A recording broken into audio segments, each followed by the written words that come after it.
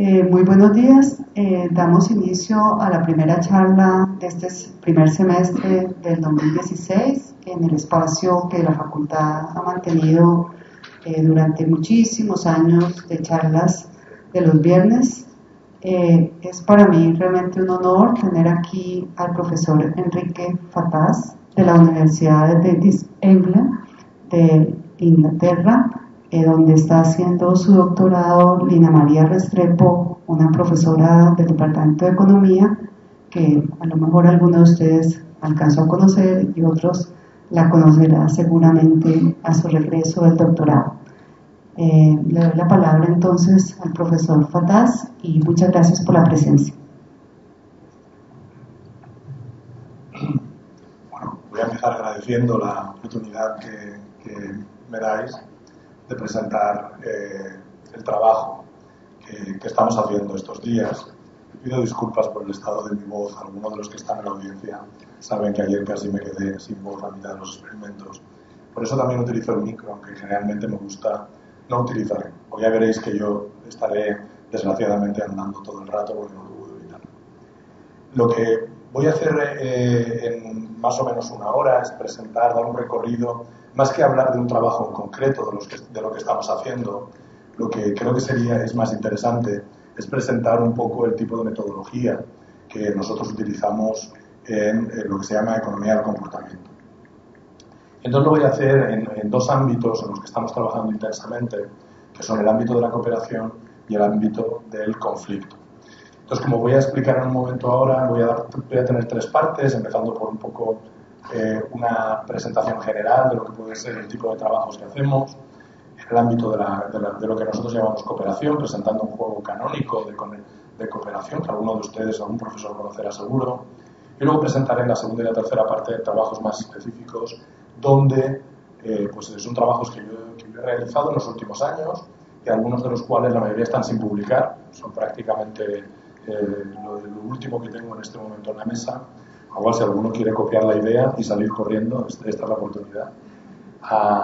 Y presentaré también varios trabajos que estoy haciendo con la profesora Restrepo. Lo primero que quiero decir es que a lo mejor el título que le he puesto a esta primera transparencia es muy ambicioso. Tratar de pretender en una hora de dar un recorrido a lo que se sabe sobre cooperación y conflicto en economía, yo desde luego no doy para tanto. Entonces yo creo que voy a corregir un poquito y voy a decir que me centro en lo que sé, que es la economía del comportamiento, que es lo que yo llevo haciendo desde hace un cierto tiempo. Entonces lo que voy a hacer en la presentación de hoy, como os estaba diciendo, es empezar con una presentación de lo que es la metodología habitual en los experimentos económicos, con juegos específicos. Nosotros lo que hacemos es básicamente contrastar teorías del comportamiento humano en un entorno controlado, que es el laboratorio. Lo presentaré como un ejemplo de un trabajo, de un paper que no es mío, pero que es muy conocido, de un par de papers. Y luego presentaré en la segunda y en la tercera parte, más o menos, espero 20 minutos, presentar trabajos que tengo sobre el papel de las jerarquías, del estatus en redes sociales, utilizando el juego de cooperación que he presentado al principio, y luego terminaré la charla con dos tipos de trabajos diferentes, tres trabajos diferentes, donde introducimos la noción de conflicto entre individuos o entre individuos y grupos en un entorno muy determinado, que tiene que ver con lo que estoy haciendo en este mismo momento, parte de lo cual es trabajo conjunto con la profesora Restrepo. Lo que sí os quiero decir a todos, y tuteo desde el principio, es que cualquier duda que tengáis o si algo de lo que presento en algún momento determinado chirría y no es suficientemente claro, levantar la mano. Yo estoy encantado de aceptar preguntas sobre la marcha. Y espero que quede algo de tiempo al final para a lo mejor hacer una discusión más profunda. Porque debido a que esto es todo trabajo en progreso, es el momento para aprovecharme yo de los comentarios que recibo de ustedes. Primero, déjenme para aquellos de ustedes y sobre todo para los estudiantes, que esto de la economía del comportamiento, ¿qué es? Bueno, la economía del comportamiento, como yo he dicho, es centrarnos en cómo los individuos, los seres humanos, tomamos decisión. Esto es una declaración de nuevo súper ambiciosa. Siempre estamos tomando decisiones. Ustedes han tomado una decisión, a lo mejor errónea, viniendo a atender esta charla hoy. La facultad a lo mejor ha tomado una decisión apropiada de programarme a mí al principio de estas charlas porque a partir de esta charla ya solo se puede ir a mejor, traigan a quien traigan, etcétera. Todos estamos tomando decisiones continuamente. ¿Qué es lo que caracteriza la economía del comportamiento? Bueno, pues voy a utilizar el párrafo que utilizamos para recibir a algunos de los participantes al experimento que realizamos ayer en este mismo auditorio. Nosotros recibimos a los participantes en el experimento diciéndoles esto. Bienvenidos al experimento. Este es un estudio en el que investigamos el comportamiento individual y de grupo en determinados contextos sociales y económicos. Fijaros que básicamente lo que hacemos aquí es estudiar el comportamiento individual, esto es, cómo individuos y grupos toman decisiones, analizando cómo de bien, cómo de mal, siguiendo qué patrones individuales. Y lo que hacemos es cambiar los contextos. Lo que hacemos sistemáticamente en un estudio al siguiente, por supuesto, estamos interesados en preguntas de investigación diferentes, pero dentro de cada estudio, y esto es lo que es la clave que define a la metodología experimental, manipulamos ligeramente los contextos en los que toman las decisiones. Y ahora voy a explicar eso porque algunos de los que estuvieron ayer comprenderán por qué las decisiones que ellos tomaron son relevantes para nosotros, para aprender algo más sobre cómo los humanos tomamos decisiones. La segunda característica que tiene la metodología experimental tiene que ver con la segunda frase que les decimos a todos los que vienen, que es, a lo largo del experimento tomarán decisiones que tendrán consecuencias sobre sus ganancias individuales. Las instrucciones son sencillas y permitirán comprender la relación entre decisiones y ganancias. Por lo tanto, la segunda característica de la metodología es que, a diferencia de muchos estudios experimentales que se hacen sobre todo en psicología, incluso algunos en psicología social, lo que nosotros hacemos es, porque somos economistas, aunque tratamos de disimularlo lo mejor que podemos, lo que tratamos de hacer es reproducir en estos contextos sociales y económicos una cierta estructura, dotar de incentivos a los sujetos, o si quieren verlo así, dotar de un coste de oportunidad a cada decisión que se toma. Como el coste de oportunidad en el entorno, si queréis, abstracto en el que los participantes en nuestros estudios toman decisiones, es difícil, digamos, de enfocarlo desde una perspectiva social o de utilidad, porque no sabemos la utilidad de los sujetos. Lo que hacemos es aproximarnos a la utilidad que tienen los sujetos, a qué están tratando de conseguir cuando toman una decisión, aprender algo hoy, a lo mejor, o mejorar su educación para aquellos estudiantes que están haciendo el pregrado o un posgrado aquí. Como eso no lo podemos ver, lo que hacemos es reproducir una estructura de incentivos y específicamente un coste de oportunidad, introduciendo ganancias y costes asociados a cada decisión. Y ahora voy a explicarlo con un poquito de detalle. ¿En qué consiste un experimento? Pues un experimento en economía no es ni más ni menos que un experimento en cualquier otra ciencia social o pura. Es exactamente lo mismo. Por lo tanto, lo que nosotros hacemos es aprovecharnos de lo que otras ciencias experimentales hacen cuando realizan experimentos. Empezando por una población, que puede ser la población de ratones en un laboratorio cuando se está tratando de averiguar un tratamiento a nivel todavía celular, haciendo los primeros ensayos clínicos. O puede ser, en los últimos ensayos clínicos, se está probando un medicamento nuevo, la población en que están interesados los médicos son pacientes. Puede ser, y aquí no se confundan, no quiero decir que los políticos tengan algún problema de salud mental o que sean ratones, pero puede ser que estemos interesados en otra población específica. Y yo he hecho un experimento con políticos que eran miembros del Parlamento Europeo. Entonces, la población, en nuestro caso, a mí no me interesan los ratones, aunque hay algunos economistas que han hecho experimentos económicos con animales también, es una larga historia que si quieren luego la hablamos. Pero la población que a nosotros nos interesa es una población que puede ser, si a mí me interesa cómo los políticos toman decisiones, voy y estudio cómo las toman. Eso es lo que hago, analizar sus decisiones. O, en el experimento que hicimos ayer, estudiantes, que eso lo puedo volver a ese experimento dentro de un rato. Lo que hacemos con esta población es lo mismo que se hace con los ratones o con los pacientes, es asignarlos aleatoriamente a una serie de condiciones, a diferentes contextos, a lo que nosotros llamamos diferentes tratamientos, que lo que hacen no es más que reproducir la estructura de un estudio para introducir, por ejemplo, una nueva medicación contra el cáncer. Bueno, pues se utiliza el medicamento que ya se conoce, que es el A, que se utiliza a otros pacientes randomizados, aleatoriamente se les asigna un tratamiento nuevo, que es la nueva medicación B, que es la nueva droga, que se trata de ver si es mejor que la A, y a los últimos pacientes, aleatoriamente asignados, se les da un placebo. ¿De acuerdo? Bueno, pues eso es exactamente lo que hacemos nosotros. Nosotros cogemos a la población de políticos o de estudiantes y las asignamos a diferentes entornos donde la única diferencia es un cambio que hay entre A y B, la institución A y la institución B, y la única diferencia entre B y C, de nuevo, es un pequeño cambio en la institución, entre las instituciones B y C.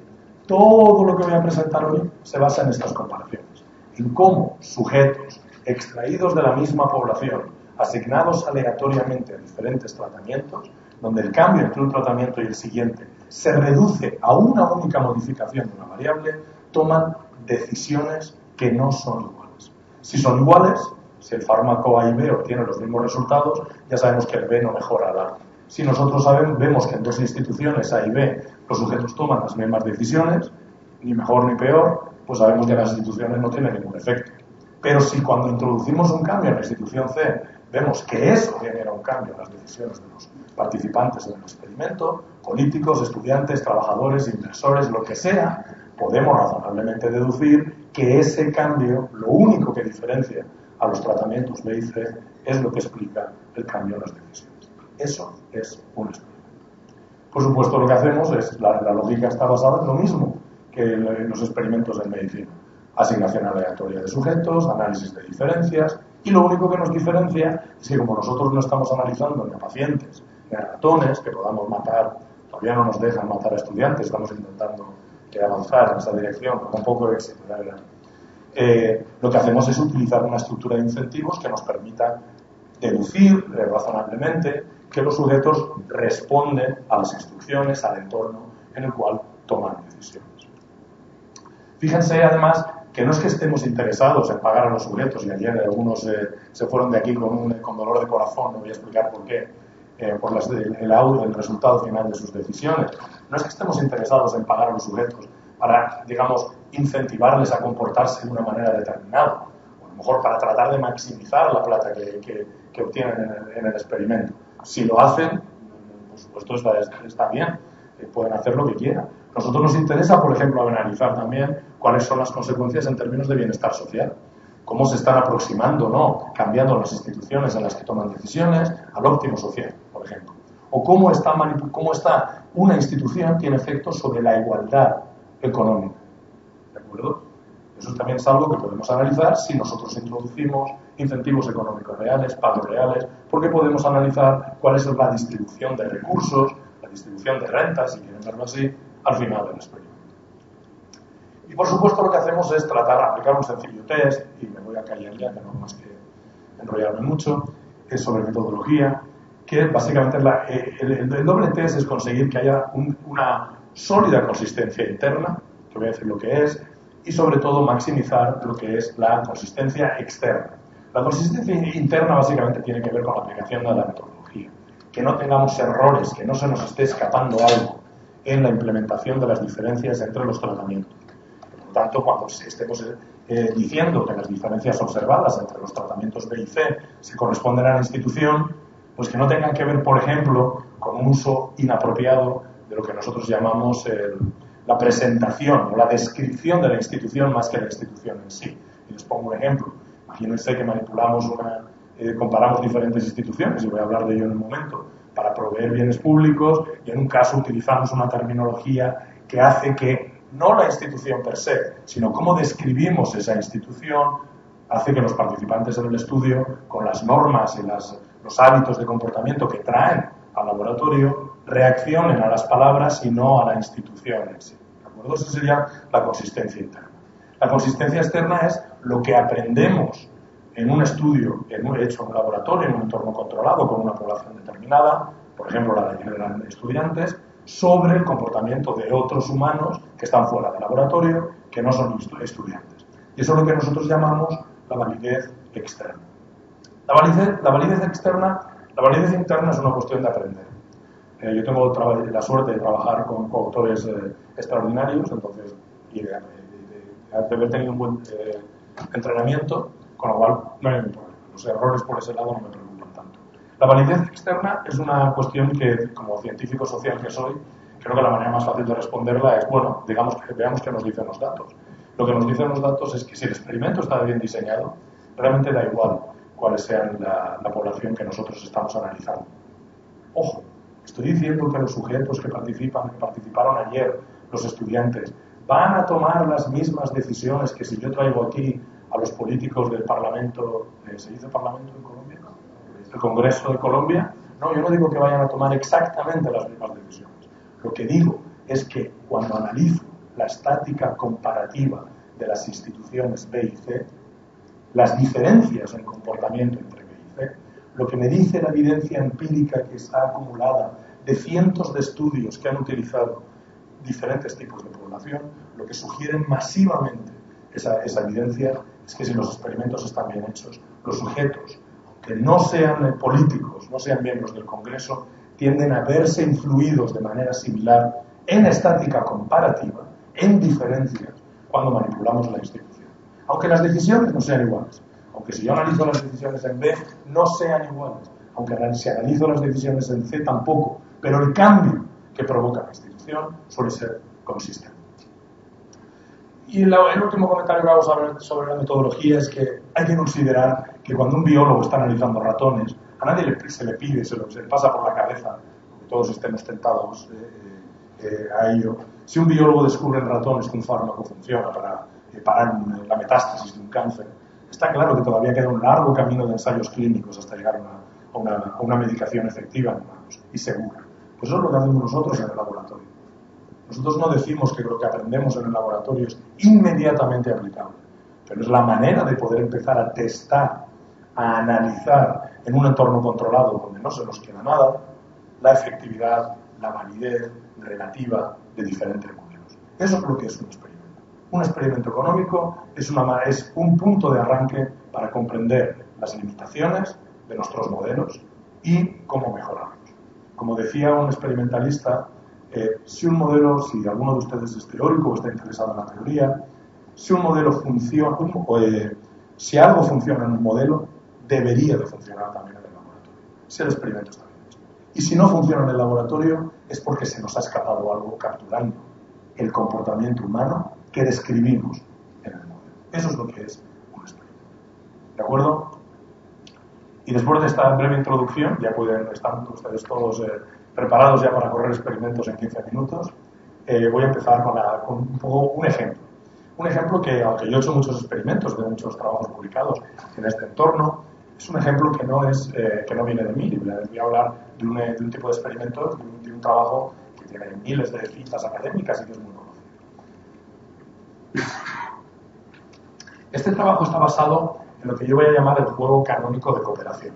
Voy a utilizar aquí unas letras, algunas griegas, otras no. Bueno, no hay ninguna griega aquí, está aquí, que básicamente lo que reproduce es la estructura básica de un experimento.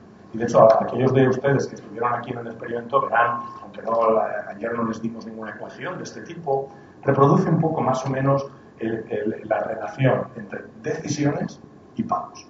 Lo bueno de la economía experimental es que nosotros no tenemos que hacer supuestos, y yo no tengo nada contra los supuestos, que no se me ofenda a ningún economista, pero no tenemos que hacer supuestos sobre la forma o los componentes de la función de utilidad, porque no nos interesa la función de utilidad. A nosotros lo que nos interesa, por eso ven ustedes ahí un pi en lugar de una u, es cómo los sujetos obtienen rendimientos, obtienen pagos por las decisiones que toman. Y por lo tanto, cuando un sujeto viene al laboratorio, lo que le decimos es, mire, su pago, si usted es el sujeto Y, depende de sus acciones, vamos a hablar de una sola acción en un entorno determinado, X, la acción que tome usted y las acciones que tomen los que no son usted en su grupo. En su grupo siempre asignamos aleatoriamente al llegar al experimento a grupos independientes. Bueno, pues aquí tenemos un grupo independiente, en este caso concreto, el grupo va a proveer un bien público. Y en este caso concreto, el bien público va a afectar cómo se provee el bien público, va a afectar, evidentemente no se va a construir un hospital, ni se va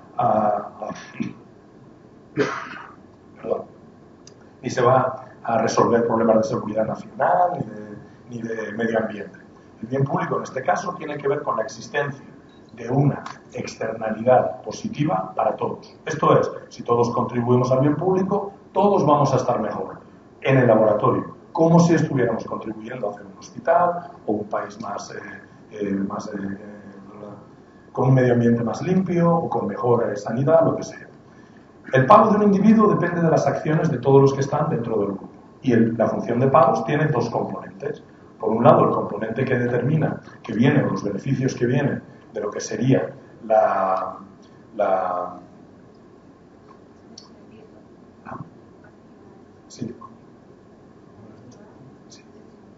decisión individual, pero los beneficios que vienen de no contribuir al bien público, que sería como el bien privado, o sea, que eso es lo que estamos hablando, el bien privado, esta parte de aquí, que ahora lo explico, y estos serían los beneficios del bien público. Fíjense que la diferencia entre los beneficios del bien privado y del bien público son muy sencillos. En el bien público yo tengo una E, la E viene de endowment, unos recursos que les damos nosotros a los que participan en el experimento, serían los recursos que tienen estos sujetos, y básicamente lo que dice es que la parte del endowment de tus recursos que no inviertas en el bien público, X es la contribución al bien público, te la quedas en el bolsillo. Típicamente en los experimentos de bienes públicos lo que hacemos es normalizar los rendimientos del bien privado y del bien público. De tal manera, A es el rendimiento que cada sujeto obtiene de cada unidad que invierte en el bien privado. A se multiplica por todo lo que el sujeto se queda en el bolsillo. Y B es el rendimiento de cada unidad que el sujeto y el resto de sujetos del grupo, por eso es un bien público, invierten en el bien público. Para hacerlo más sencillo, vamos a suponer, normalizamos, A es 1. De tal manera que si yo les doy a ustedes 100.000 pesos y les digo que inviertan, que tomen la decisión de si quieren contribuir o no a un bien público, el primer componente de esta función de pagos, que es el bien privado, dice algo muy sencillo. Todo aquello de los 100.000 pesos que no inviertan en el bien público, se lo meten en el bolsillo. Eso es privado, ¿por qué? Porque primero no beneficia a los demás. Lo que usted se mete en el bolsillo, se lo mete en su bolsillo, no en el bolsillo de los demás. Y segundo, los beneficios o el rendimiento de la inversión en el bien privado es algo que no depende de las decisiones que toman nosotros. A mí me da igual cuánto están invirtiendo en el bien público los demás a la hora de calcular los beneficios que yo tengo del bien privado. ¿De acuerdo?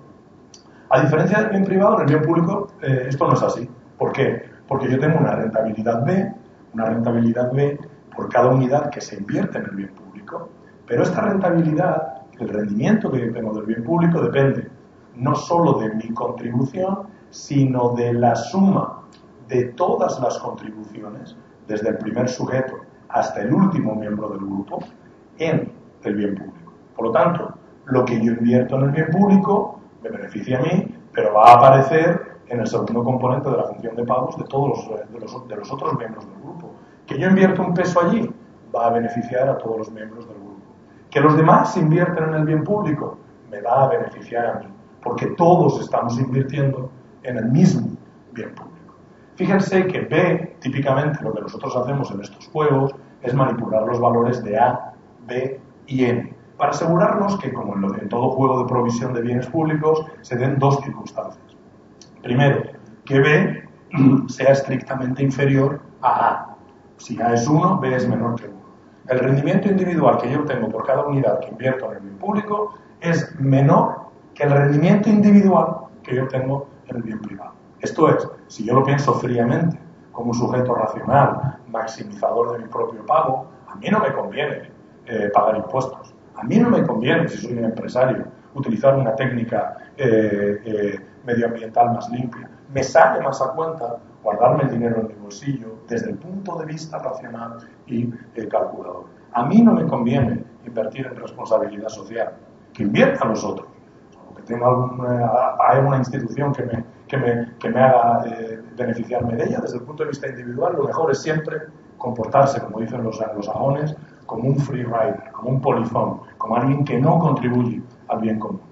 Pero si B multiplicado por N, y si quieren piensen en ellos, no, ahora les doy una intuición, si todos contribuimos al bien público, aunque para mí individualmente sea mejor no hacerlo, si todos contribuimos al bien público, resulta que todos nosotros vamos a estar mejor. ¿Por qué? Porque básicamente la manera en la que nosotros manipulamos este juego, desde el punto de vista de los participantes en el experimento, es la siguiente. Me van a permitir, sobre todo para aquellos estudiantes que ya están hartos de escuchar a un tipo aquí con la voz rota, utilizando letras Voy a darle valores a los parámetros. Imaginen, perdón por la tos, sobreviviré. O sea, el mensaje que quiero que llegue a ustedes es que la economía experimental no es dañina para la salud. Yo ya soy así. Imagínense que estamos tomando la decisión sobre 100.000 pesos. Cada uno de ustedes toma una decisión sobre 100.000 pesos. Para hacerlo bien sencillo, el tamaño del grupo, hagamos una abstracción, son 4. ¿Vale? B tiene que ser menor que A es 1, pues B es 0,5. ¿De acuerdo? Fíjense que básicamente esos parámetros lo que nos dicen es lo siguiente. Cuando los sujetos llegan al laboratorio les decimos, todo lo que se quede en el bolsillo es suyo. A vale 1. Todo lo que inviertan en el bien público, nosotros, los experimentalistas, Enrique, el de la voz rota, se lo va a doblar. Y esa es la externalidad positiva del grupo. Todo lo que inviertan en el bien público se dobla y automáticamente es repartido entre todos. Fíjense que con estos parámetros la matemática es muy sencilla. Si todos hacemos lo que es racional, cada uno nos vamos a quedar con 100.000 pesos en el bolsillo. ¿De acuerdo? Pero si todos invertimos en el bien público, lo que va a suceder es que vamos a invertir, yo invierto 100.000, el otro invierte 100.000, los otros dos invierten 100.000 cada uno, en total invertimos 400.000, eso se duplica por 2, 800.000, como todos nos llevamos una cuarta parte de 800.000, todos nos llevamos 200.000. Esa es la externalidad positiva del grupo y eso es lo que convierte a este juego en un juego diabólicamente interesante para alguien interesado en el comportamiento humano. ¿Por qué? Porque este juego captura de manera extraordinariamente sencilla la tensión que en muchísimos entornos de la vida social y económica existe entre lo que es individualmente provechoso desde una óptica racional y egoísta y lo que es provechoso para el grupo o para la sociedad.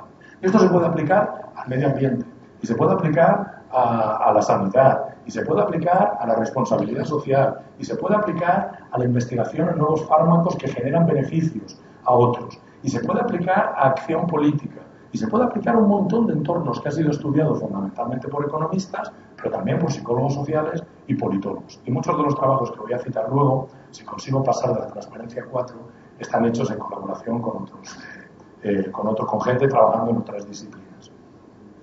Este juego tiene además otra ventaja sobre la que vuelvo en un momento, y es que es muy maleable. Podemos cambiar muchas cosas, y esto nos interesa a nosotros. No solo hay una tensión, los psicólogos le llaman esto un dilema social, no un juego de bienes públicos. Porque la tensión entre lo que es provechoso para mí, meterme el dinero en el bolsillo, yo que sé lo que van a hacer los demás, y lo que es provechoso para el grupo, que es invertir en el bien público, esa tensión se puede analizar muy bien en el laboratorio, sobre todo si podemos cambiar diferentes elementos de este juego. Desde el punto de vista, para aquellos de ustedes que trabajen en juegos, el equilibrio de este juego es muy sencillo. Hay una estrategia dominante, perdónenme la jerga, que es básicamente jamás contribuir. El equilibrio, la única solución estable de este juego, y creo que esta es la única ecuación que hay en toda la presentación, es X vale 0 para todos los sujetos. Porque independientemente de lo que hagan los demás, yo siempre estoy mejor en no contribuir. Eso es el único equilibrio. Este juego ha sido analizado en multitud de ocasiones, teóricamente por supuesto, pero también en el laboratorio, tratando de ver cómo sujetos humanos no en un modelo, en la vida real, se enfrentan. Claro, el problema de los bienes públicos, de lo que predice esta teoría, entre comillas, estándar de economía, de homo economicus, racional, egoísta, es que en la vida real la gente no es así. En la vida real la gente paga impuestos, no todo lo que queríamos, pero hay gente que paga impuestos, hay gente que colabora con otros, hay gente que contribuye a diferentes tipos de bienes públicos, etc. Entonces, claro, una idea muy sencilla de este tipo de análisis, de juegos sencillos de bienes públicos, mire usted, no me venga aquí con una castaña, con una historia de que esto captura muy bien los juegos de bienes públicos, o por ejemplo los problemas de acción colectiva, o la responsabilidad social. Si el juego predice que nadie va a hacer nada, y yo me voy a la vida real y la gente sí que hace. A lo mejor no hace todo lo que debiera, pero sí observamos gente participando en acción política, cuando individualmente estarían mejor no arriesgándose. O gente que contribuye a desarrollar nuevas patentes, aunque a lo mejor deberían de estar mejor individualmente esperando a que otros la desarrollaran por ellos y aprovechamos. Hay un trabajo seminal, se dice en economía, escrito por dos individuos muy interesantes, Ernst Fehr y Simon Gachter, que escribieron en el año 2000, tratando de llenar este gap. Y bueno, efectivamente, en la vida real hay cosas que no están en estos modelos tan sencillos.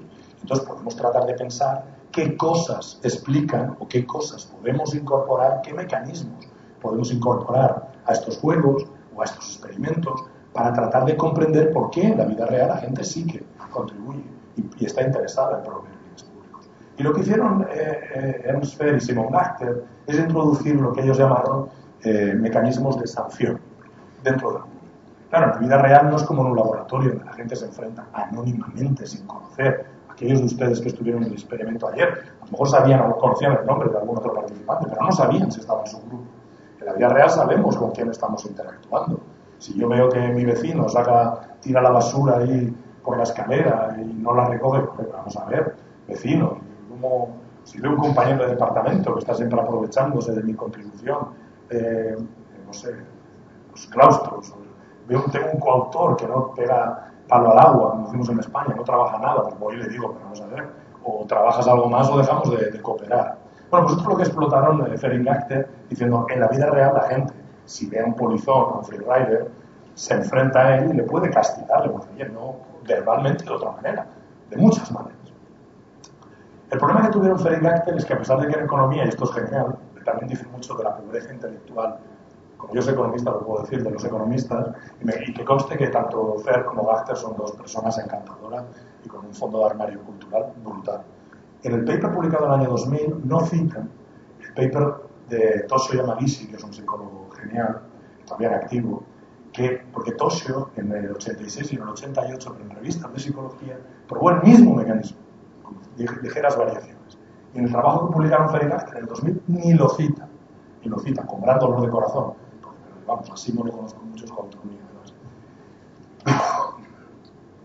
Bueno, entonces no es tan clásico porque básicamente ya lo habían probado psicólogos y politólogos. Lynn Ostrom, que luego ganó el premio Nobel de Economía.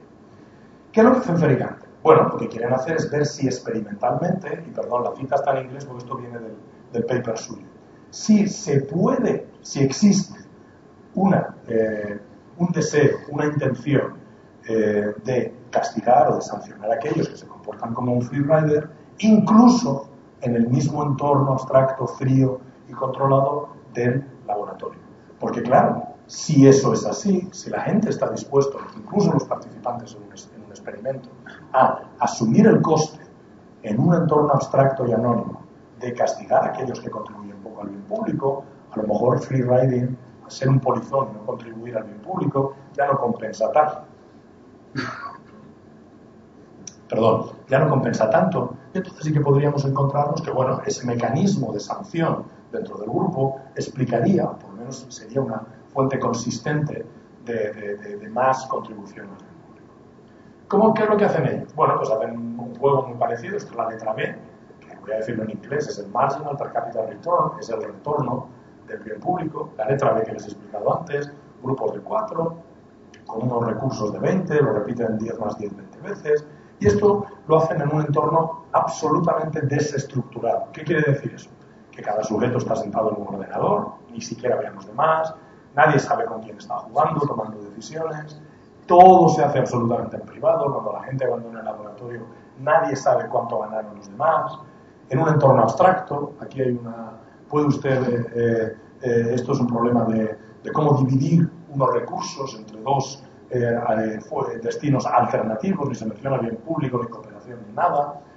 Todo es aleatorizado por tratamientos, por grupos, hay información muy limitada sobre lo que hacen los demás, etc. Y entonces, en algún tratamiento, y esta es la primera manipulación más importante, permiten que los sujetos, anónimamente, en este entorno abstracto, sin saber muy bien a qué están jugando, solo por las consecuencias económicas que tienen, pueden castigar a otros sujetos después de conocer cuáles son las decisiones que estos sujetos han tomado. Y ese castigo puede ser bilateral. Ojo, yo te castigo a ti hoy, yo castigo a Boris hoy, Boris mañana me puede castigar. El primer coste que yo puedo asumir es que si a Boris no le gusta que me castiguen, me arriesgo a que me castiguen a mí al día siguiente.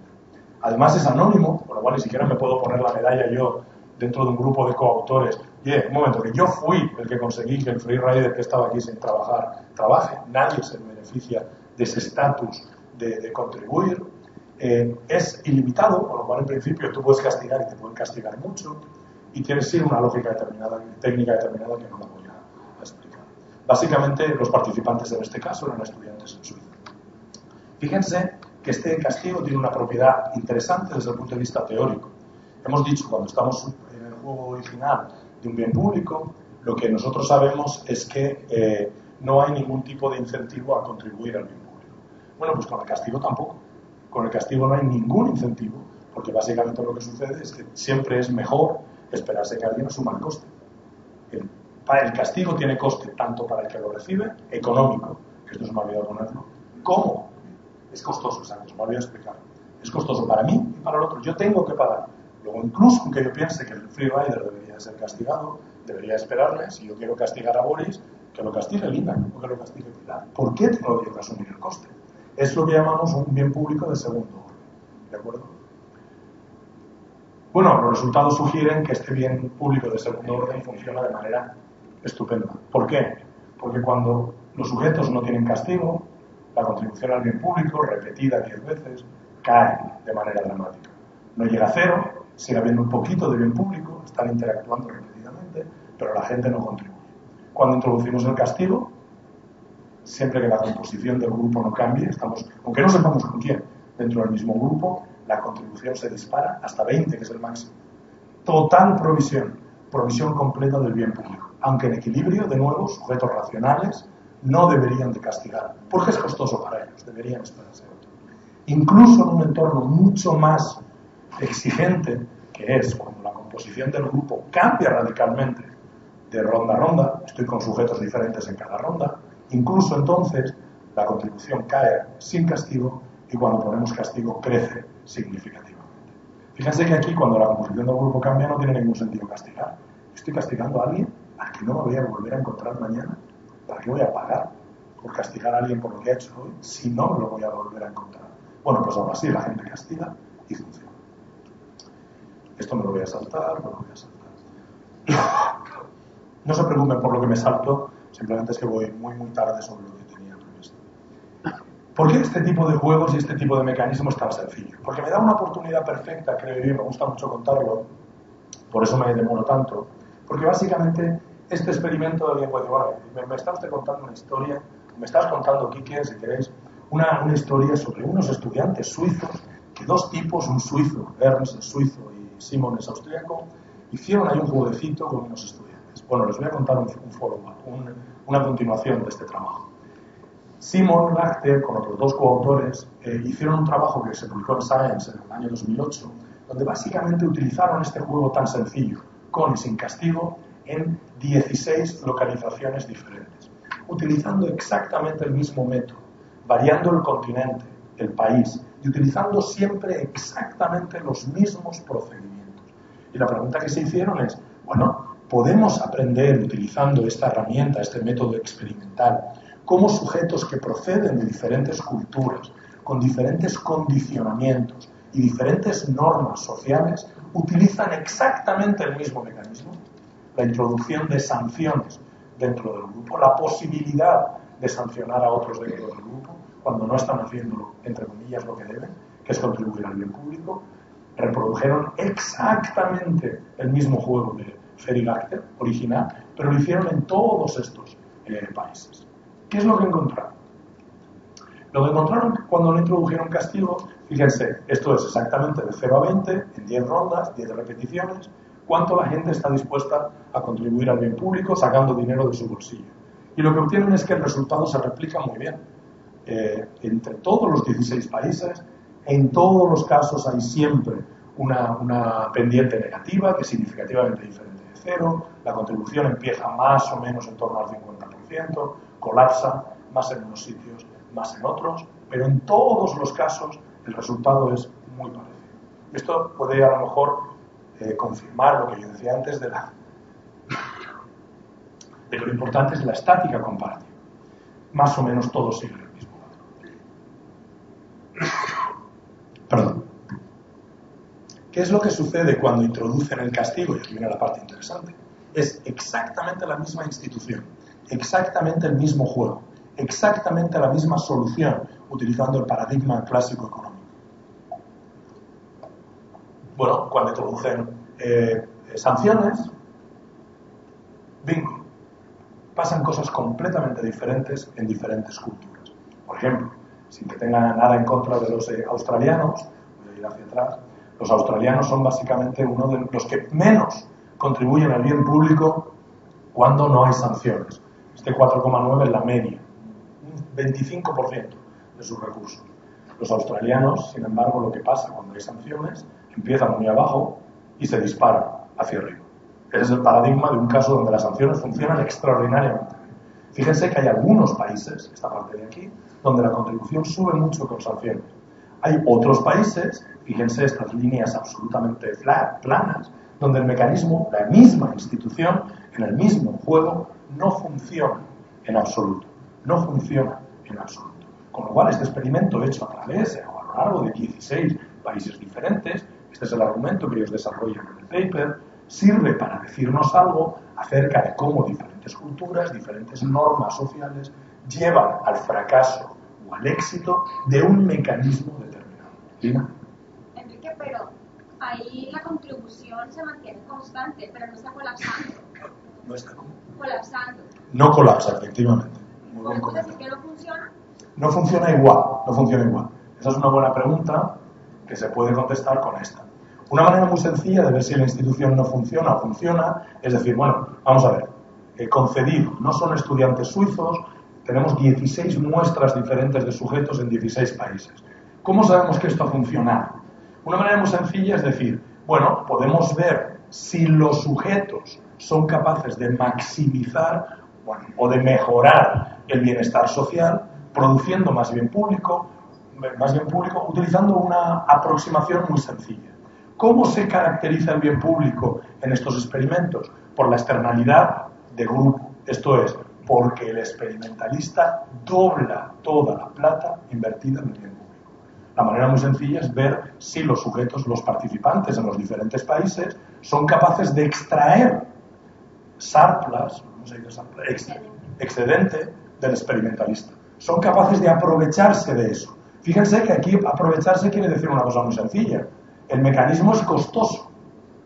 Tienen que pagar por él. Cuando yo castigo a Boris por no trabajar, es un ejemplo, sin hacer ninguna declaración política con ello, yo tengo que pagar y Boris paga. La pregunta es, ¿ese bien público de más que se consigue sirve para compensar el coste del mecanismo que necesitamos para producir más bien público? ¿Cómo lo hacemos? Mirando pagos. Sacan más dinero como grupo, en conjunto, con o sin castigo. Fíjense, por ejemplo, de nuevo, el efecto de Melbourne, que empezaba por aquí en Australia. Melbourne no es un buen ejemplo. Déjenme coger, por ejemplo, el ejemplo de Nottingham, que funciona muy bien. Nottingham empieza ganando menos plata. Uno es si han ganado lo mismo al final del día con sanciones que sin sanciones. En la primera ronda empiezan ganando menos dinero, pero acaban ganando más. Todos estos países acaban ganando más dinero con sanciones, aun descontando el coste de las sanciones, que sin ellas. Pero los que estaban flat pierden dinero. Están peores. El mecanismo no funciona porque no son capaces de explotar los beneficios de este mecanismo. Esa sería la respuesta. Y la lógica tiene que ver con este gráfico tan bonito. ¿Por qué en algunos países funciona y en otros no? Pues porque mientras en países o en sitios como Boston o Melbourne, ya era un comentario sobre la selección de localizaciones, básicamente lo que hacen los sujetos, que son esas columnas o barras verdes, es castigar al freerider, al que no contribuye. En otros países, como Atenas, por ejemplo, en Grecia, un país que adoro, lo que hacen fundamentalmente es castigar a los que contribuyen y castigan. Esto es lo que todas estas barras de aquí es lo que ellos llaman castigo antisocial. Yo castigo a Lina y Lina me castiga a mí, porque yo le he castigado a ella, aunque yo soy un cooperador y ella es una freerider. Mientras que en estos países donde funciona bien, el castigo antisocial apenas existe. Se castiga al freerider, el freerider cambia porque se da cuenta que puede ganar más plata y todo el mundo acaba produciendo más bien. Esa es la lógica, hay más lógicas detrás, esa es la lógica que mueve fundamentalmente las diferencias entre países, la existencia de castigo antisocial. Problema que tiene este paper, y lo admito a pesar de que ya digo que son amigos. Si ustedes miran la selección de países, dicen, un momento, ¿pero qué pasó con América Latina? 16 países, ni un solo estudio en América Latina, solo uno en Estados Unidos. ¿Qué pasa? ¿Que Boston es igual que El Paso? Este es el supuesto que están haciendo los sujetos. ¿O no hay apenas estudios en Asia, ¿no? Quitando Oriente Medio? Evidentemente esto no pretende ser general, pero aquí faltan muchísimas más cosas. Esto tuve una discusión con un antropólogo hace poco. Si queremos extraer, digamos, un mensaje válido sobre diferencias entre culturas. Pero, y aquí es el mensaje positivo que quiero sacar de esto, esta es la variabilidad de la técnica. No hace falta, y de hecho el estudio que hicimos ayer aquí se ha hecho ya y se va a hacer en más países. Pero sirve para comparar situaciones.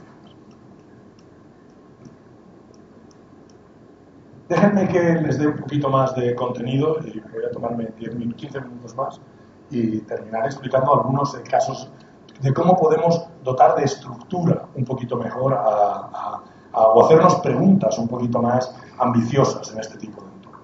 La segunda parte de lo que yo esperaba que fuera mi presentación, y ya ven que hablo mucho, el problema que he tenido es que he recuperado la voz. Entonces ahora tengo muchas cosas que decir acumuladas hasta una semana sin poder hablar, como algunos de vosotros sabéis. Podemos manipular en estos juegos muchas cosas. Una cosa que se puede manipular es las jerarquías, la existencia de redes. Como sé que algunos estáis interesados en redes, dejadme que os cuente algo sobre redes. Por ejemplo, en jerarquías se han hecho estudios que no necesariamente tienen que utilizar estudiantes.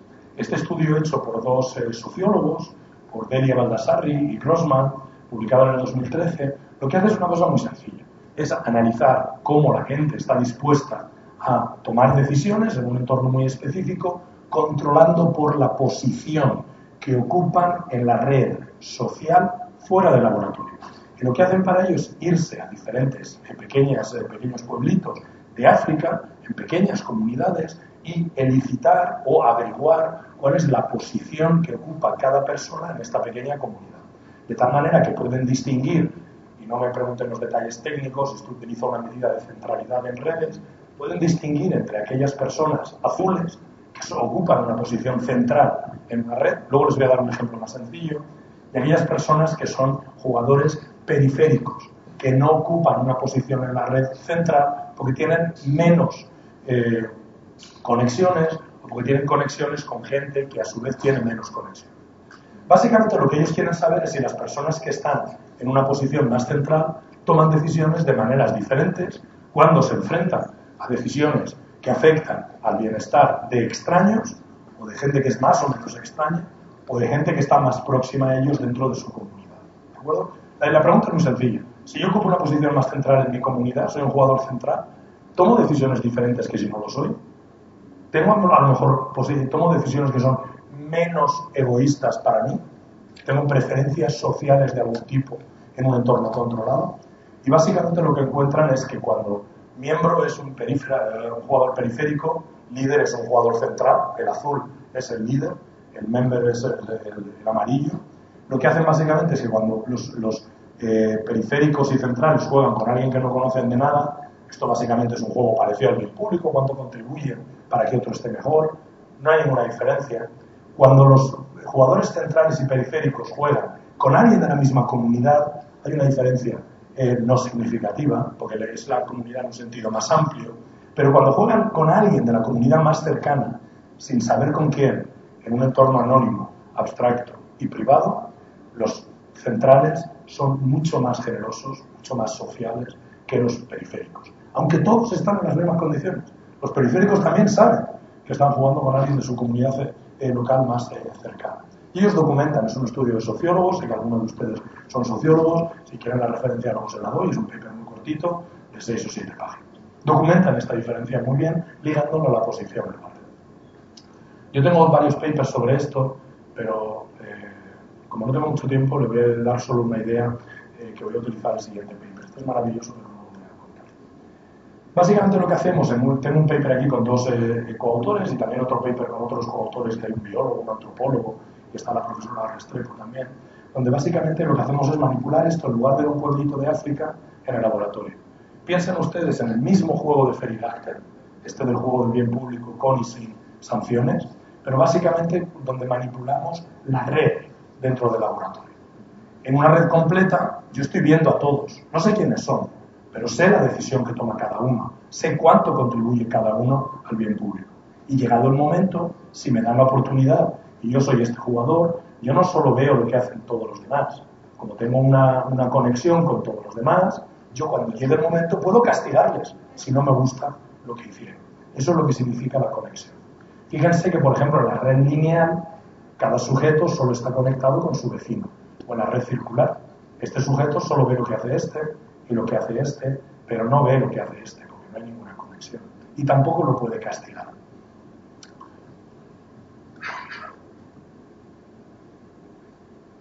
¿Cuál es la ventaja de esta manipulación? Que podemos comprobar cómo las sanciones son más o menos efectivas dependiendo de la estructura de la red. La estructura de la red aquí nos permite incluso jugar con algo parecido al trabajo de Delia Baldassarre y Grossman, que es jugar con la jerarquía. Por ejemplo, la red completa no es jerárquica, porque todos los sujetos, los participantes son iguales. Cada persona en esta red tiene exactamente el mismo número de conexiones. La red circular tampoco es jerárquica. Todos vemos lo que hacen nuestros dos vecinos y nada más. Pero piensen en la red estrella. En la red estrella hay un jugador central que ve lo que hacen todos y puede castigar y ser castigado por todos, mientras que los jugadores periféricos solo ven lo que hace el jugador central. Aquí hay una jerarquía. Hay jugadores con mucha más información que otros, jugadores con mucha más capacidad de castigo que otros. Lo que hacemos nosotros es randomizar. Aleatoriamente usted va a ser central o periférico y va a estar en una red o en otra, dependiendo del tratamiento. ¿Qué es lo que observamos? Pues algo muy parecido a lo que observaron Baldassarre y Grossman. Fíjense, el primer resultado que observamos es que en las redes jerárquicas el punishment funciona mucho mejor. ¿Y por qué funciona mucho mejor y hace que haya mucha más contribución al bien público? Porque hay una interacción diferente a través de esa jerarquía. En dos sentidos, le doy dos ideas. Primera, ¿qué es lo que pasa cuando el jugador central castiga a los periféricos? En la red lineal también hay una cierta jerarquía. Lo que fíjese, estos dos son más centrales que estos dos. Comparamos qué pasa cuando los jugadores centrales castigan a los periféricos. En la red lineal hay un pequeño incremento de la contribución. En la red estrella, con una jerarquía social clara, cuando hay sanciones altas, los periféricos reaccionan fuertemente contribuyendo más. Fíjense que aquí no estamos hablando de una multa de tráfico también, pero aquí simplemente contribuyen más y todos, empezando por ellos mismos, se benefician. Por lo tanto, la sanción de los jugadores centrales es recibida de manera muy diferente por los periféricos. ¿Y qué pasa cuando alguien castiga? Yo castigo a Lina, como decíamos en el castigo antisocial. Hay mucho castigo antisocial, que es lo que llamamos aquí retaliation, que quiere decir... ¿qué es? Retaliation. Retaliación. Vale. Y perdón por no saberme la traducción. Si yo castigo, me devuelven el castigo mañana. Esto básicamente lo que dice es cuánto castigo yo hoy, dependiendo de lo que me castigaron ayer. Para los que solo tienen una conexión, cuanto más me castigaron ayer, más castigo yo, creciente. Da igual que estés en la red estrella que en la lineal. Los periféricos también no les gusta que le castiguen. Los que tienen dos conexiones en el círculo en la línea, lo mismo. Cuanto más les castigan, más castigan ellos. Los jugadores en la red completa, que tienen mucha información y muchos vínculos, muchas conexiones, cuantos más les castigan, más castigan ellos. ¿Qué pasa con los jugadores centrales? Los que están arriba de la jerarquía en la red estrella, que cuantos más les castigan, si les castigan, ellos no castigan más, nunca devuelven, apenas devuelven el castigo. Luego, no solo los periféricos reaccionan mejor, los que están en el centro no entran en la dinámica perversa de me castigas hoy, te la devuelvo mañana. Y por eso el castigo funciona mejor en las redes sociales. Es más eficiente y gana más plata. Y para terminar esta presentación, voy a intentar llevarles a el terreno donde estoy trabajando ahora en los últimos 10 minutos.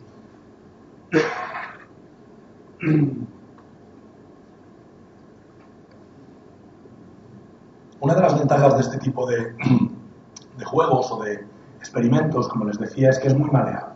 Permite estudiar muchas cosas. Por ejemplo, con la profesora Restrepo ahora y con diferentes coautores estamos analizando muchos tipos de cosas. Por ejemplo, el valor intrínseco del poder, que va a presentar ella, el valor de los derechos políticos en contexto de polarización y posconflicto, y algunos de estos de ustedes estarán pensando ahora, ¿cómo? Pero esto no es un jueguecito de una provisión. Bueno, podemos analizar, estamos muy interesados en cosas políticas. Hay un paper estupendo que estamos haciendo con Rachel Cross, una coautora, la profesora Restrepo y yo, y estamos analizando varias cosas que tienen que ver con radicalización y terrorismo. Me voy a centrar en el último de ellos porque es el que creo que les puede interesar. Este es otro paper maravilloso. Claro, yo soy una persona muy sesgada con los papers que escribo, sobre todo los últimos, todos me parecen maravillosos. Me voy a centrar en este, que tiene que ver con el tema del análisis de cómo la tensión de cooperación entre grupos puede generar un tipo de castigo muy diferente al que hemos analizado hasta ahora. En lugar de ser un castigo, entre comillas, constructivo, yo no trabajo suficiente, y Lina o Boris o Pilar me castigan para ver si escribo un poquito más y cierro los papers que tengo pendientes, vamos a hablar de un tipo de castigo diferente. Imagínense una situación, y este es este paper que tengo con mi coautora Catherine Eckel y Malcolm Cass, que es un paper que tiene que ver con la economía política de lo que se llama el castigo extremo entre grupos. Y esto les voy a tratar de convencer de que tiene una motivación o que tiene una validez externa suficiente para permitirnos comprender algunos determinantes del comportamiento en grupos terroristas. Esto es una parte de la investigación, o en grupos violentos en general. Déjenme que les explique un poco en qué consiste el experimento. Sé que es injusto porque no les voy a dar los detalles, pero por lo menos déjenme explicarles la motivación general.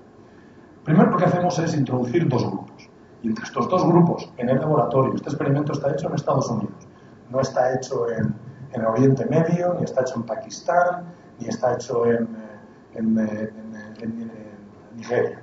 Esto está hecho en Estados Unidos, en una universidad, con estudiantes ricos, con plata, sacando un buen pregrado. Pero lo que hacemos es asignarlo a grupos. Y lo que generamos es una competición entre los grupos. De tal manera que compiten entre ellos por una serie de recursos en un entorno extraordinariamente asimétrico en muchos tratamientos. ¿Eso qué quiere decir? Que algunos grupos lo tienen mucho más fácil que otros.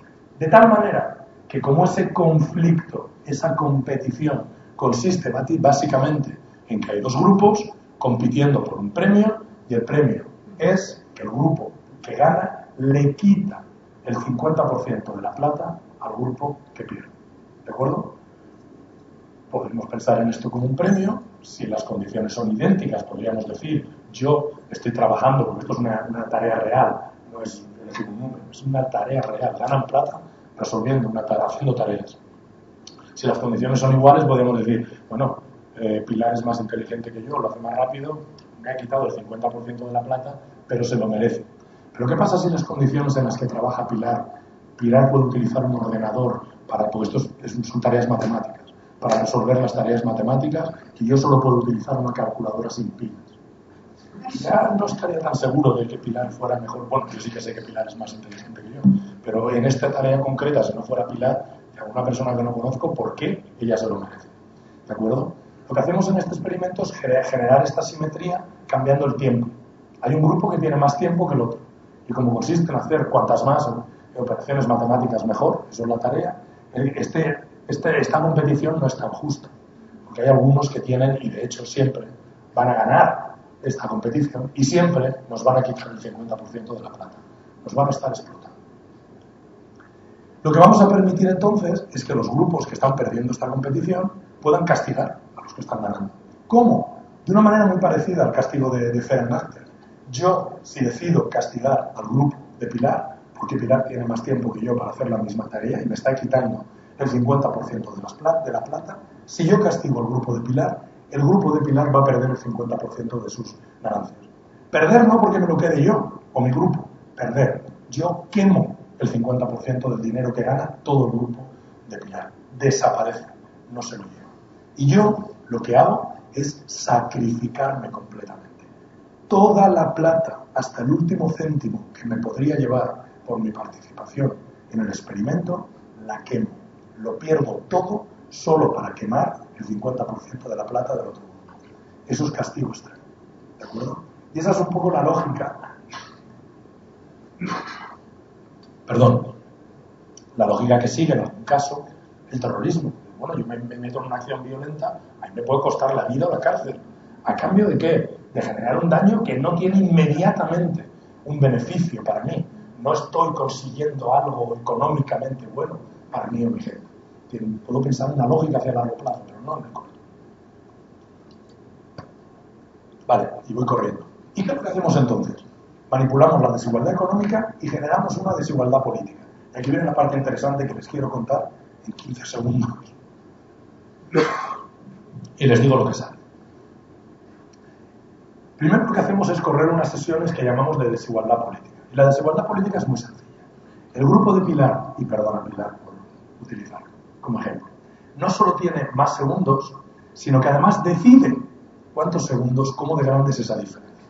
El grupo de Pilar tiene no solo más recursos, sino que tiene la capacidad política de decidir cómo de grande es la desigualdad. Ellos siempre van a tener el máximo tiempo y ellos van a decidir cuánto tiempo me están dando a mí.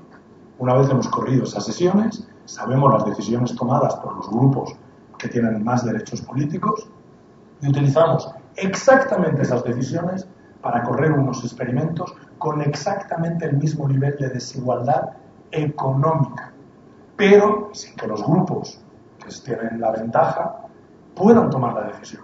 Los grupos llegan al experimento y dicen, miren ustedes tienen este tiempo y hay otros grupos, pobres desgraciados, que tienen menos. Pero no les decimos que eso viene de otro tratamiento donde ha habido desigualdad política. La desigualdad económica viene dada. Y comparamos esas dos desigualdades en recursos y decisiones con un tratamiento de control donde la competición es completamente simétrica y justa. Y analizamos el castigo extremo. Y analizamos quién castiga. ¿Alguien castiga? ¿Alguien está dispuesta realmente a perder toda la plata por quemarle recursos a los otros? ¿Dónde? ¿Con desigualdad económica? ¿Con desigualdad política? ¿Quién? Porque controlamos por demográficos. Vale, esto me lo sabe. ¿Qué es lo que sucede? Primero, la gente está dispuesta a quemar toda su plata cuando es buena plata. Es como piensen los que estuvieron haciendo el experimento ayer, que algunos ganaron 40.000 pesos. Yo estoy dispuesto a sacrificar 40.000 pesos para quemarle la plata a alguien que no conozco. Esa es la pregunta. La respuesta es que en las condiciones de control, muy rara vez. Olvídense de la diferencia entre las dos columnas, un 10% de las veces. La gente se cabrea, se enfada y lo hace. ¿Qué pasa con la desigualdad económica? Fíjense, esta desigualdad económica hace que, a diferencia de lo que pasa aquí, hay alguien que está sistemáticamente perdiendo un montón. Gana una miseria. Aquí las ganancias son extraordinariamente desiguales. Si calculáramos un Gini nos sale peor que el de Colombia, que yo sé que es bastante alto. Bueno, pues la desigualdad económica, sorpresa, no añade nada al castigo entre grupos, a las sanciones entre grupos tan brutales. Y la desigualdad política, donde recuerden, es exactamente igual, la mantenemos idéntica, la de desigualdad económica, y solo cambiamos el pequeño detalle que hay pilares en ese mundo que están tomando esa decisión. ¿Qué es lo que sucede? Que se dispara. La desigualdad económica no explica el castigo extremo, lo que lo explica es la desigualdad política, la asimétrica distribución de derechos políticos. Interesante, porque esto, qué casualidad, en un laboratorio, en una universidad Omela de Texas, resulta que los sujetos humanos hacen lo mismo que lo que nos dice la evidencia empírica sobre los terroristas suicidas de Oriente Medio. Y lo que es todavía más interesante, ¿quién lo hace? Bueno, primero, ¿cómo de intenso es el sacrificio? La pregunta es, ¿todo el mundo se sacrifica por igual? Bien, en las condiciones de control o con desigualdad económica, la mayoría de la gente nunca, porque lo pueden hacer más de una vez, es un poco largo de explicar, pero nunca se sacrifican. Solo hay algunos que se sacrifican alguna vez. En el tratamiento de desigualdad política, sorpresa, nos encontramos un grupo de radicalizados que están atacando permanentemente al otro grupo. ¿Y quiénes son este grupo? Y ahora miramos a su religiosidad, su orientación política, su plata, su país de origen, su estatus de visa. Nada de eso explica quién lo hace. Hay una cosa que sí que lo explica, que es su productividad individual que controlamos. La gente que es mejor o peor produciendo este bien y ganando plata, se hacen cosas diferentes. Muy sencillo. En el tratamiento de control o con desigualdad económica, la gente que es más productiva, lo que hace es castigar menos, porque tiene más que perder. ¿Por qué voy a perder mi plata? Cuanto más plata gano, menos incentivos tengo para castigar. ¿Quién castiga? Los que tienen una productividad más baja. Y eso pasa lo mismo, sin desigualdad económica o con desigualdad económica. Y ahora, ¿qué pasa en la desigualdad política? ¿Preparados? Bingo. Justo lo contrario. La gente más capaz y más preparada son los que se lanzan como locos al ataque. Esos son la minoría radical, que son los que están liderando este tipo de extreme interurbanismo. Y acabo. Esto es muy interesante porque también se corresponde con la evidencia empírica. Y termino pidiendo perdón a la profesora Restrepo por haber hablado tanto y robarle tiempo de una presentación que seguro es más interesante que la mía. Bueno, no debería decir eso porque también soy coautor del otro paper. Bueno, si se tiene que dar algún mensaje, llévense estos tres, espero haberles por lo menos interesado. Se puede analizar, podemos analizar cosas, podemos aprender cosas en el laboratorio, sí. ¿Podemos aprender toda la historia? Obviamente no. Podemos aprender algunas cosas que yo creo que solo se pueden aprender en el laboratorio. Hemos aprendido por lo menos dos ideas. Una, que determinadas instituciones funcionan bien, pero que funcionan de manera diferente en diferentes lugares. Y dos, que podemos analizar muy bien e identificar patrones de comportamiento, por ejemplo, en el último estudio que les he presentado, en el laboratorio, que son consistentes con los patrones de estudios empíricos que analizan cosas o fenómenos alejados de lo que es, digamos, de un entorno tan frío como un laboratorio, como es el caso del terrorismo, incluso el terrorismo suicida. Y lo voy a dejar ahí, no sé si dejamos preguntas para el final. Gracias. De todas maneras, estaré por aquí si quieren hacer preguntas luego.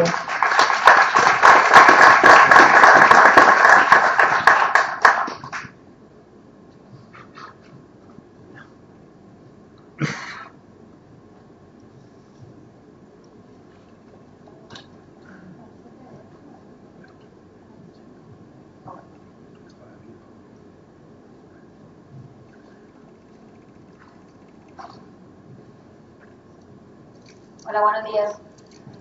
Bueno, ya que Enrique decidió abandonar el escenario, ya puedo empezar. Voy a hablarles de un paper que es precisamente el primer capítulo de mi tesis de doctorado. Y consiste en algo que hemos llamado el valor intrínseco del poder. Es un paper que estamos escribiendo con Enrique. ¿Qué es el poder? Pues cuando viene a nuestra cabeza el concepto poder, hay muchos sinónimos que podrían reemplazar esa palabra. Entonces, autoridad, uno podría decir control, también nos viene a la cabeza influencia. Entonces vamos a ver, yo voy a, digamos, casarme con un concepto en particular, porque con ese es el que yo he desarrollado todo el experimento. Mi presentación está dividida en 4 partes. Primero voy a hablar un poco y de una manera muy resumida sobre cuál es la motivación. Luego voy a contarles cuál fue el diseño del experimento. Como ustedes ya son expertos en experimentos, gracias a Enrique, va a ser muy fácil. Y luego cuáles fueron mis resultados preliminares. Todavía estoy torturando los datos hasta que confiesen. Y luego vamos a las conclusiones. ¿Listo? A ver, que eso funciona, ¿no? Muy bien. Entonces, conceptos asociados al poder, tenemos la influencia y tenemos el control.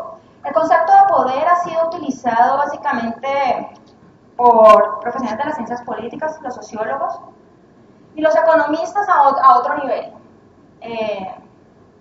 Por mi infinita escala, yo voy a concentrarme en los de ciencias políticas y en los sociólogos. Vamos a ver las ciencias políticas. Robert Dahl, en 1959, hablaban del poder como la capacidad que tiene un individuo de hacer que otro haga algo que no hubiera hecho por sí mismo. Es la capacidad que tiene un individuo de influenciar el comportamiento de otro para que lleve a cabo alguna acción. Y según Robert Dahl, eso se podía medir. Porque las personas cuando tienen poder tienen unos recursos, tienen unos medios y tienen un objetivo.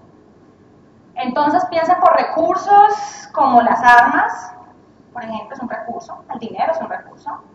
Un medio puede ser una amenaza y el objetivo pues puede ser dinero, conseguir dinero o algo así.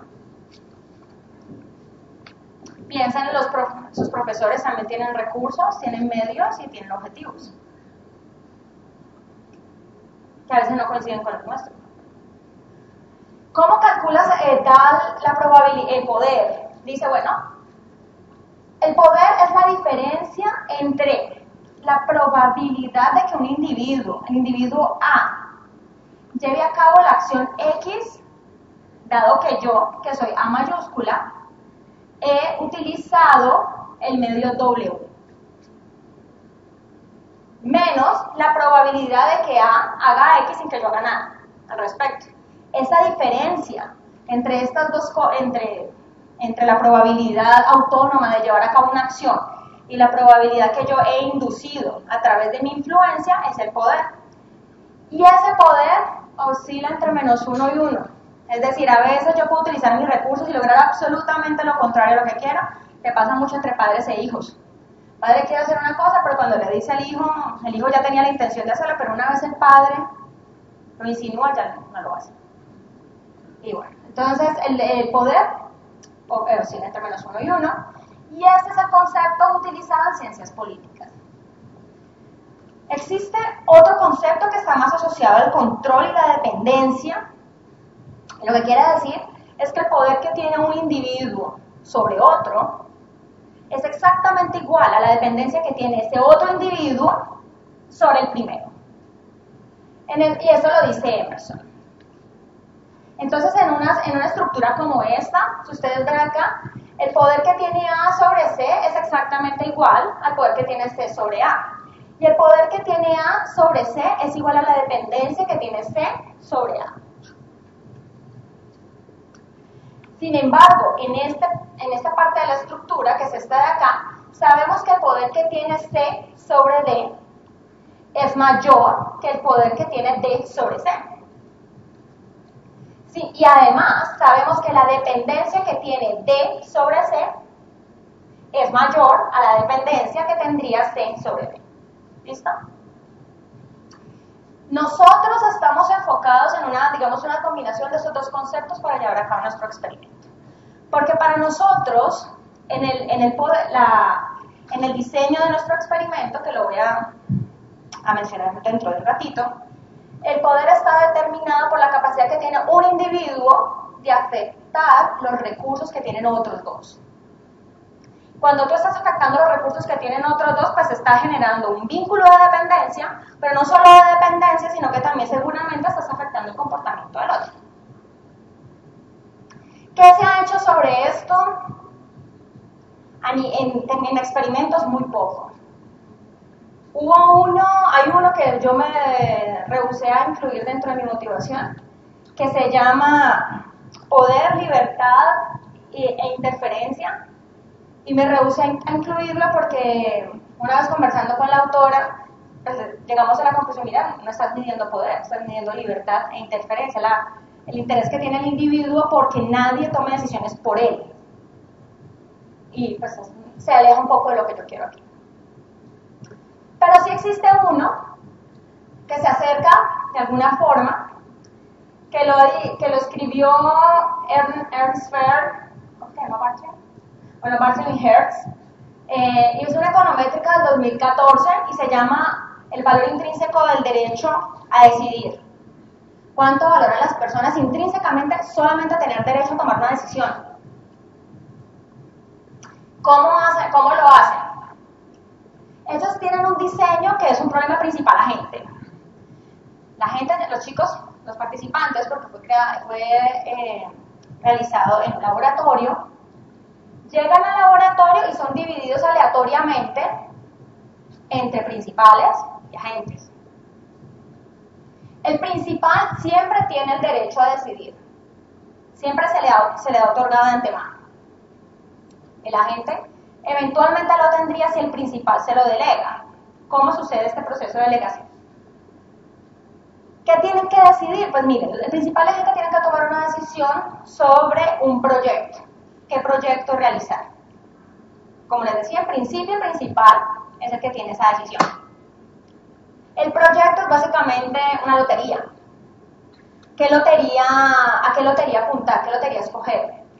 Y para eso, para elegir la lotería, además tienen que escoger una probabilidad de éxito del proyecto. Y esa probabilidad de éxito es un esfuerzo para que ese proyecto sea exitoso y ellos tienen que pagar por ese esfuerzo porque un esfuerzo es costoso.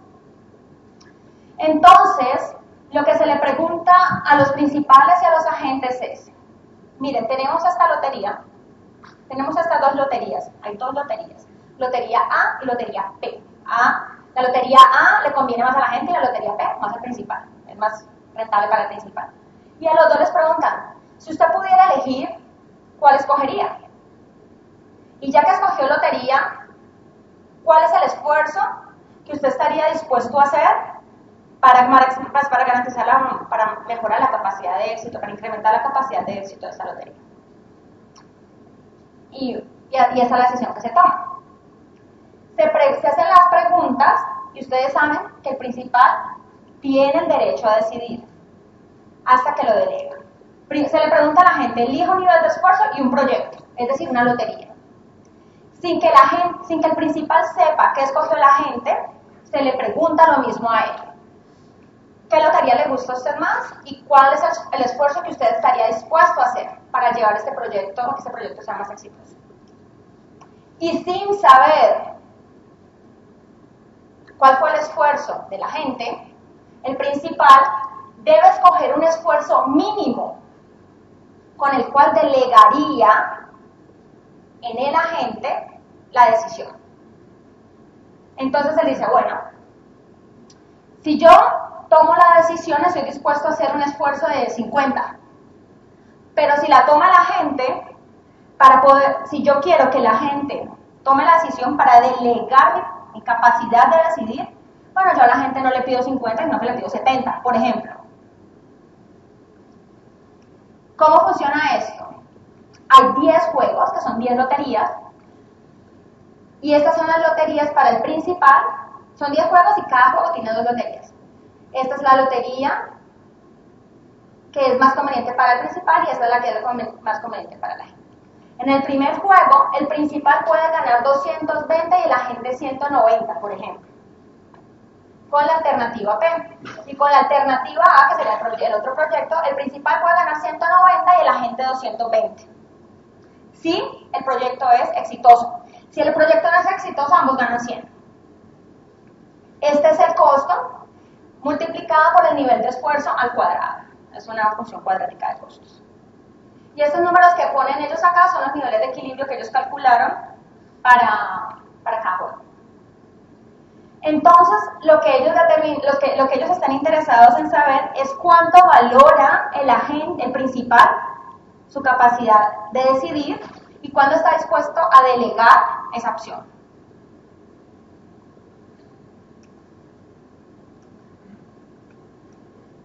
Esa es la primera parte del experimento. Luego llegan a una segunda parte. En la segunda parte, hasta aquí solamente han dicho, bueno, yo con este nivel pongo este nivel de esfuerzo y la gente debe poner este nivel de esfuerzo. Si el nivel de esfuerzo mínimo, con el que yo estoy dispuesto a delegar, es exactamente igual o mayor o menor que el que la gente dice que está dispuesto a dar por el proyecto, yo se lo delego. Si no, no lo delega y él mantiene su poder de decisión. ¿Listo? Es una delegación automática.